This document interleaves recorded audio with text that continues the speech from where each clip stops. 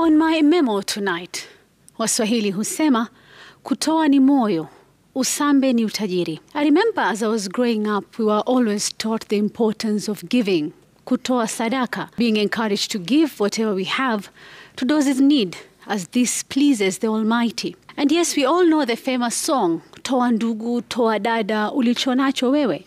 Then there was the sacred rider to giving. It has to be done in secret, as that way it pleases the Almighty. In Islam, we are told when giving charity, we should do so in a way that our left hand does not know what our right hand has given.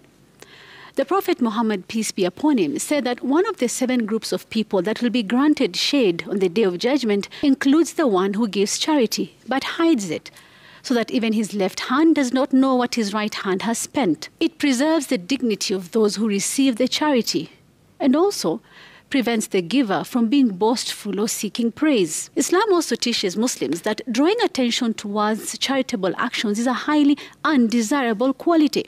The Prophet, peace be upon him, said, Allah loves the God-fearing rich man who gives much in charity but still remains obscure and uncelebrated. Allah also says in the 2nd chapter of the Holy Quran, verse 271, that if you disclose your sadaqats, that is your almsgiving, it is well. But if you conceal them and give them to the poor, that is better for you. That's what we were taught in Islam about giving. Now, the same applies to Christianity. In the Bible, the book of Matthew, chapter 6, verses 1 to 4 says, "Be careful not to practice your righteousness in front of others to be seen by them. If you do, you will have no reward from your Father in heaven.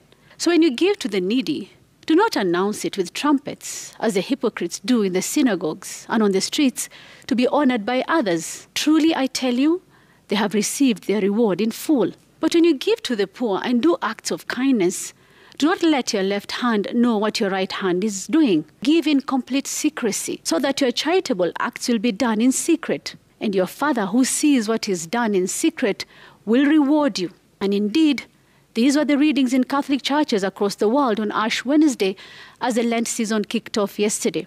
In the Kenyan context, we are not following what we were taught.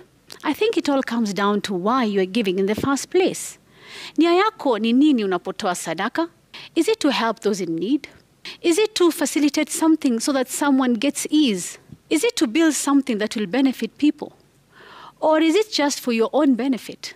And that you want people to see you as their benefactor so you can ask for favors from them in future?